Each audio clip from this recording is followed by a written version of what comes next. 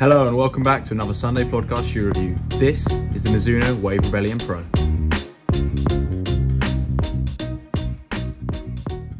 Now I've been putting the Wave Rebellion Pro through its paces for the past couple of months now, and so I think I'm in a good place to give it my full opinion. I've done a couple park runs, some road sessions, some track sessions, and even some light trails too. So according to Mizuno, the Wave Rebellion Pro is a premium racing shoe and is targeted at athletes aiming to run 5k to full marathon distances at pace. It's fully equipped with their signature features, including the Wave Rebellion Pro Wave carbon infused plate. This will enhance stability when running at speed, and then the Energy Light throughout the midsole supports faster runs by providing a high level of energy return. Finally, the Smooth Speed Assist technology allows athletes to use their ideal gait and helps them to achieve a new personal best. So when I first got hold of this shoe, my first impression was, wow, I think the shoe game's actually changed yet again. Just the stack height and the cutaway midsole at the back caught my attention.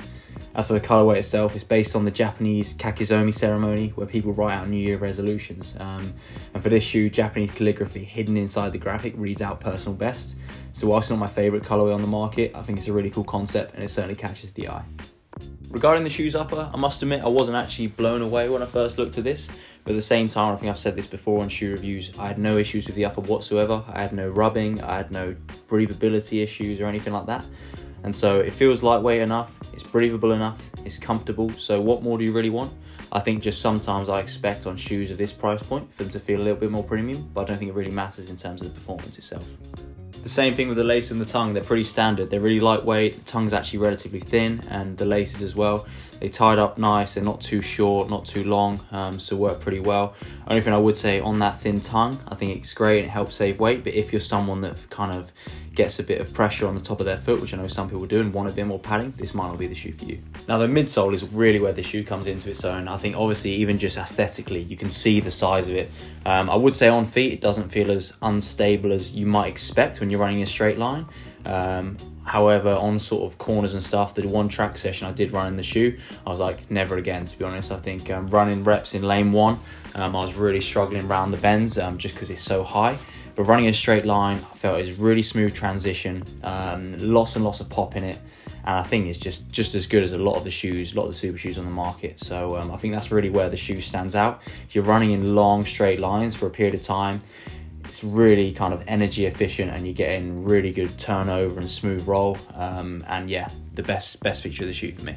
On the outsole, again, aesthetically, it's a really interesting design. I had no issues with the shoe, but I wouldn't say it's the grippiest shoe out there. I did run a little bit on some kind of light trail. Had no issues at all, but I wouldn't say it's like super grippy compared to some other shoes. But then again, I wouldn't say it's slipping around at all. So pretty standard on the outsole front. I think it looks pretty cool and worked well on the track actually, apart from the bends like I just mentioned before.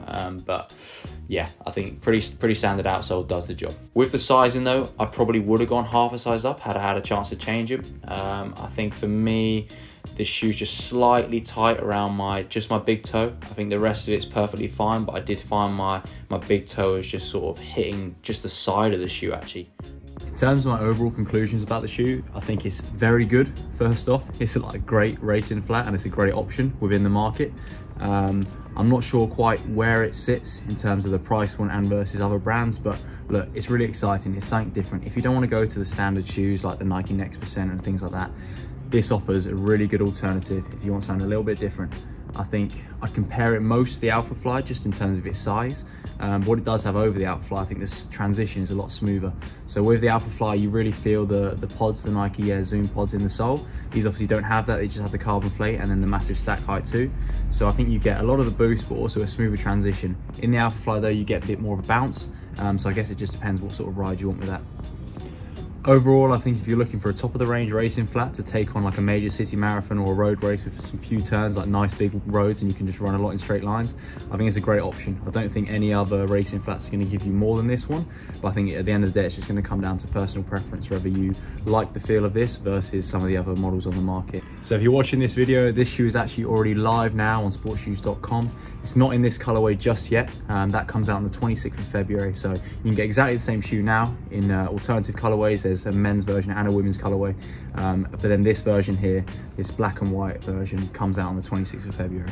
Thanks for watching. We'll catch you for another review very soon.